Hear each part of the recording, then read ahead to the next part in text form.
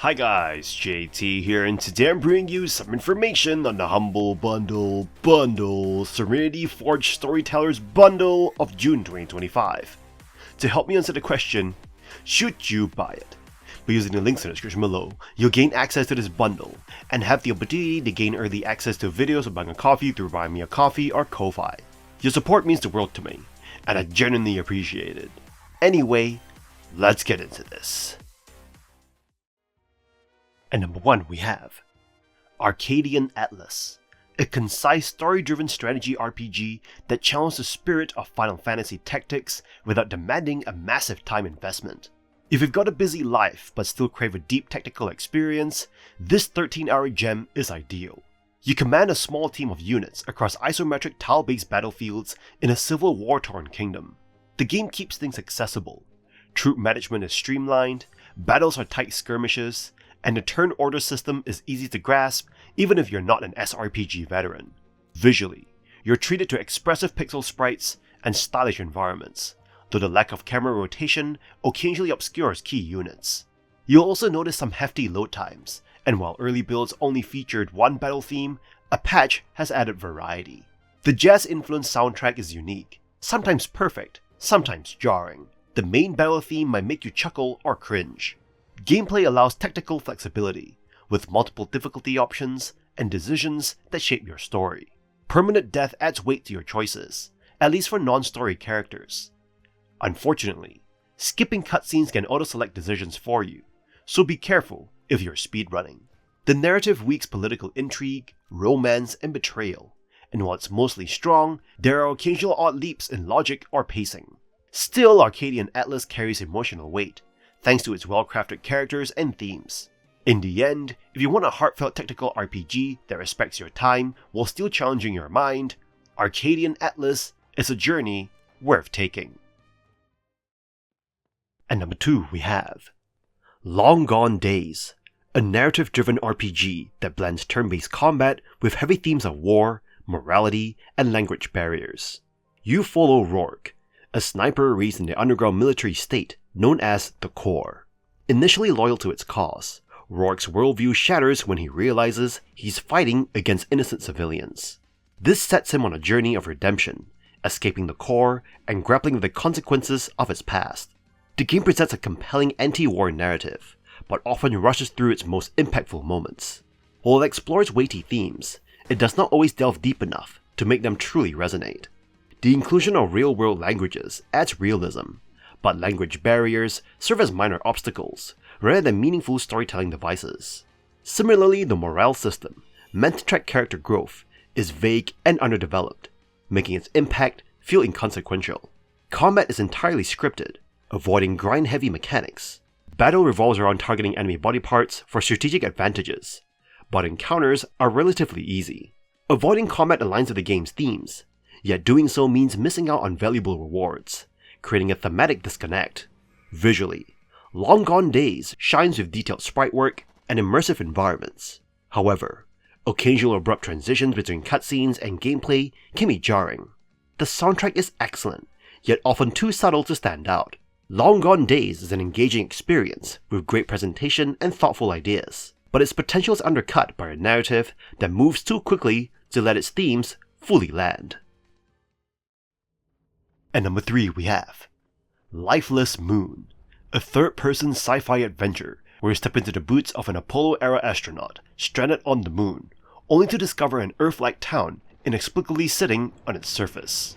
What unfolds is a surreal journey through alien technology, lost scientists, and collapsing realities, wrapped in a tale of grief, ambition, and the unknown. If you're expecting puzzles to test your brain, you might be disappointed. Lifeless Moon is more walking simulator than mindbender, but it rewards curiosity and attention to detail. You'll spend most of your 4 to 5 hour experience exploring varied, visually stunning environments, from the lunar surface to floating cityscapes and lush meadows. These are not just pretty backdrops, they evoke a strong sense of place and keep you engaged with what's around the next bend. The photorealistic visuals are outstanding for an indie title, and paired with a cinematic orchestral synth soundtrack, the atmosphere is constantly captivating. Gameplay is minimalistic. You explore, interact with items, and occasionally solve basic puzzles or navigate platforming segments using a jetpack. You cannot die, and even missteps are easily recovered from. The story is told through letters, logs, and brief visions, so if you're willing to piece it all together, you'll uncover a deep and surprisingly emotional narrative. Lifeless Moon is not about challenge. It is about mood, mystery, and marveling at the unknown. If you're drawn to thought-provoking sci-fi and atmospheric exploration, you'll find plenty to enjoy. Just don't expect complex gameplay to go along with the philosophical themes. At number 4 we have Smile for Me, an adventure game where you're thrust into a quirky and unsettling world that defies conventional game genres. As a mute flower delivery person residing in The Habitat, a peculiar community in the mountains, your mission is to bring happiness to the miserable inhabitants under the enigmatic Dr. Habit's rule. The game's writing maintains a balance between quirky and sinister, offering a narrative that seamlessly alternates between moments of laughter and disturbing undertones. As you assist the Habitat's eccentric residents with tasks that range from absurd to sensible, the game's unusual atmosphere remains consistently captivating. The environment is marked by security cameras, paper-made staff members, and eerie public service announcements, evoking a sense of dread amidst the humor. Your interactions with the residents drive the game, and the characters are a major highlight. Each inhabitant comes with a distinct personality and a believable reason for seeking happiness. The characters' interconnections, whether through family, friendship, or romance, help create a tightly knit and immersive community within the game. Gameplay primarily revolves around solving puzzles and making choices using a nod and shake mechanic, as you answer yes or no questions through mouse movements. The puzzles, while mostly enjoyable, occasionally introduce time-sensitive elements and environmental obstacles. These blend seamlessly with the offbeat humor, adding depth to the gameplay.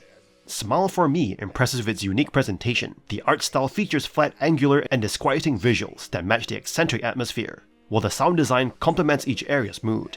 The pseudo-language dialogue adds to the game's overall weirdness. Despite the quirky exterior, Smile for Me delves into deeper themes, creating an adventure that is equal parts heartwarming and bizarre. With a reasonable playtime and polished execution, this game offers a memorable experience for both newcomers and seasoned adventure gamers. At number 5 we have Virgo vs. the Zodiac, a traditional RPG with a twist, offering a delightful blend of retro aesthetics, deviously challenging gameplay mechanics, and stunning music and sound design. From the moment you lay eyes on its pixelated 8-bit visuals, you'll be enchanted by its adorable charm and detailed sprite animations. The monster designs are creative, the environments are captivating, and the character portraits add a modern touch to its retro presentation. But don't let its cute visuals fool you. Virgo is deceptively challenging, with deep gameplay mechanics and cleverly designed dungeons that will put your strategic prowess to the test. Equipping characters properly and utilizing a strategic defense-first approach in battle are crucial for success, as even enemies in the first dungeon can send you to the game over screen if you're careless. The game features outstanding music, which covers a wide range of genres and is beautifully composed. The sound design is equally impressive, with varied sound effects that punctuate the game with pizzazz.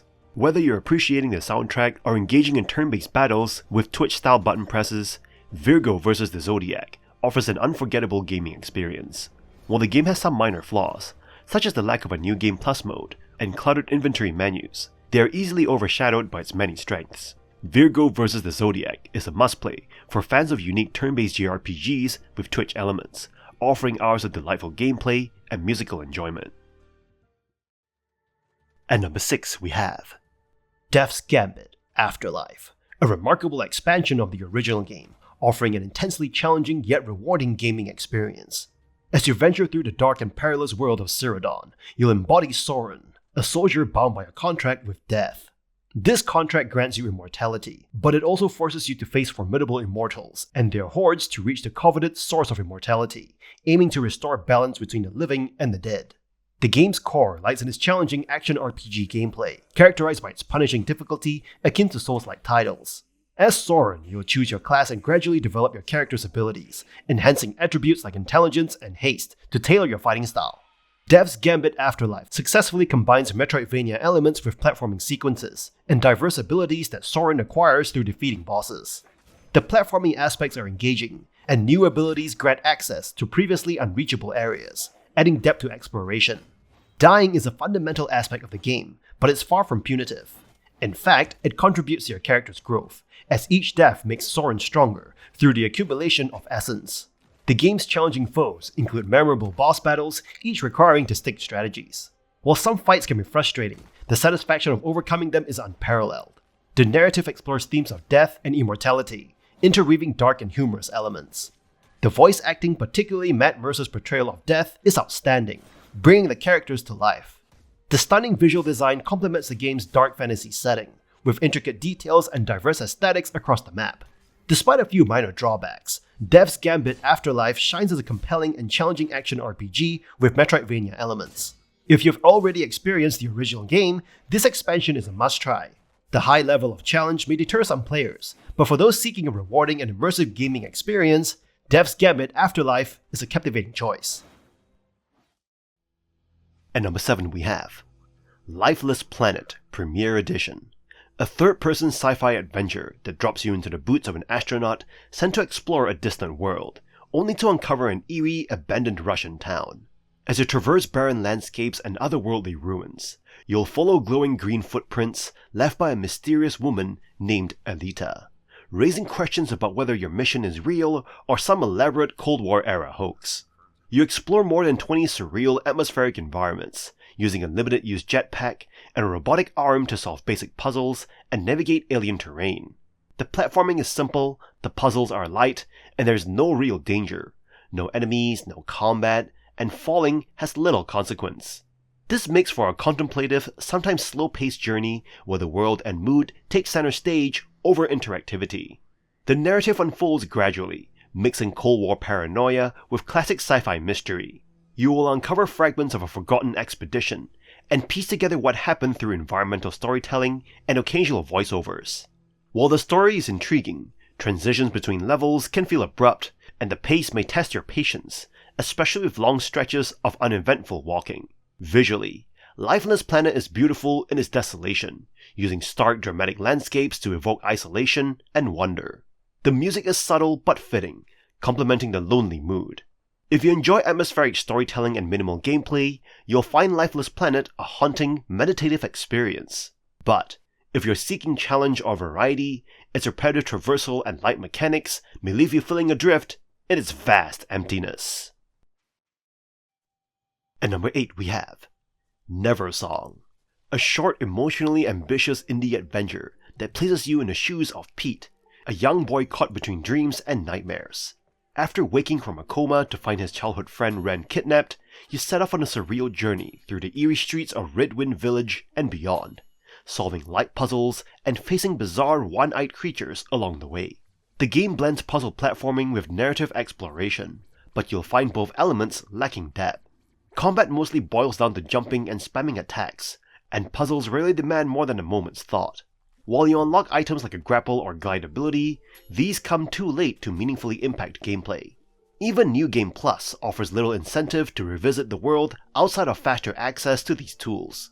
Visually, Neversong evokes the moody charm of childhood Flash games, and the art direction pairs nicely with the haunting, often beautiful sound design. The soundtrack adds tension and atmosphere where the story falls short, especially during boss fights, which feature some of the game's most visceral audio moments. Unfortunately, the narrative does not match the emotional weight it aims for. You're told Pete's bond with Ren is powerful, but you're rarely shown why, and most characters exist more as spooky window dressing than meaningful players. The entire game wraps up in about 3 hours, leaving its ideas feeling undercooked. If you value atmosphere and don't mind a light, linear experience, you may appreciate Neversong. Otherwise, it is a melancholic tale that never fully finds its voice.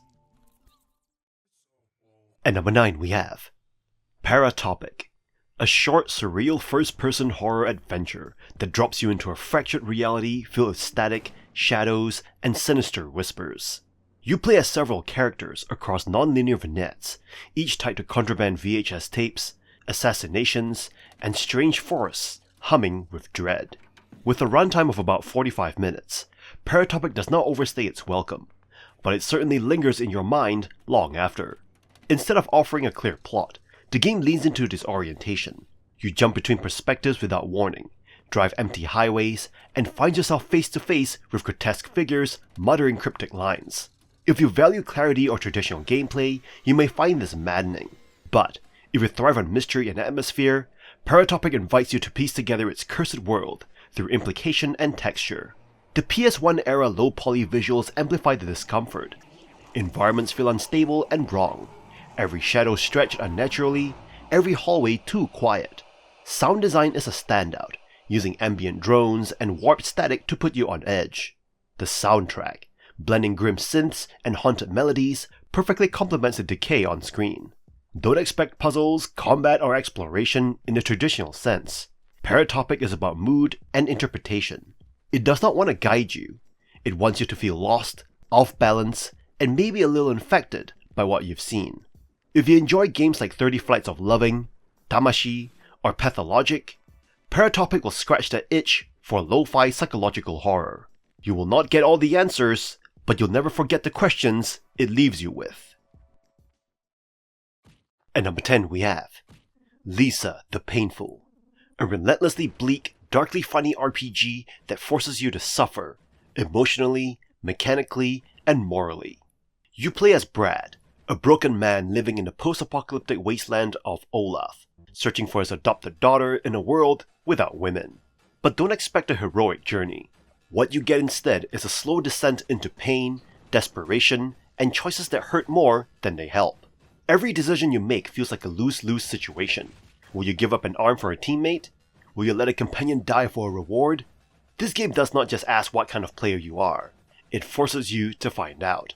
The gameplay combines turn-based combat with exploration, but it is the constant pressure of sacrifice that defines the experience.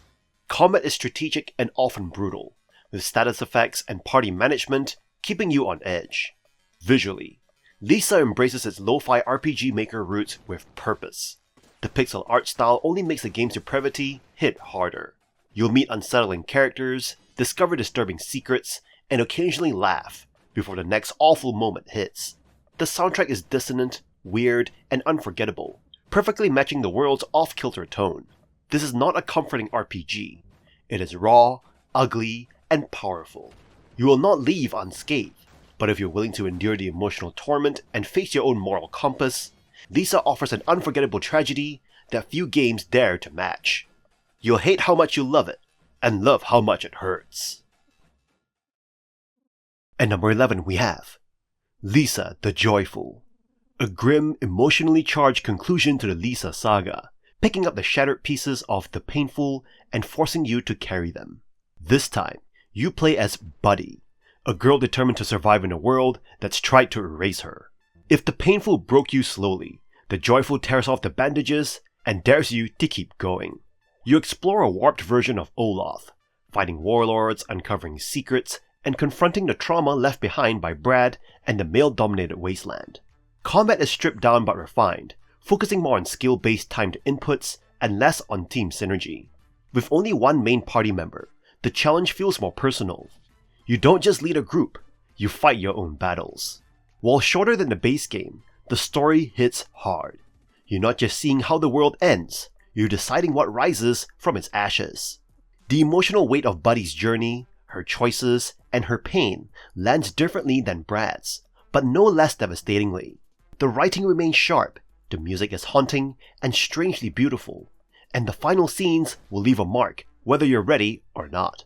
Yes, some aspects like exploration and battle variety are scaled back, but The Joyful is not about expansion, it's about closure. You don't get catharsis, you get consequences. If the painful ruined you, The Joyful finishes the job, and you'll thank it for doing so. It hurts in all the right ways. And that's all for this bundle. This bundle goes hard if you're into weird, heavy-hitting indies. You get pure vibes of Paratopic, emotional trauma with Lisa, and a feel-good spiral with Smile for Me. Sure, there are some repeats if you're a bundle goblin, but the overall value is kinda cracked. Even if your backlog's screaming, this one's got variety, heart, and a little psychological damage for spice. If you like your games weird, sad, and unforgettable, this is one bundle you might actually play. In any case, I hope you enjoyed today's video, and if this video was helpful, feel free to leave a like and subscribe. And maybe consider unlocking early access to videos or buying the channel a coffee. From the bottom of my heart, thank you for watching, and I'll see you guys in the next video.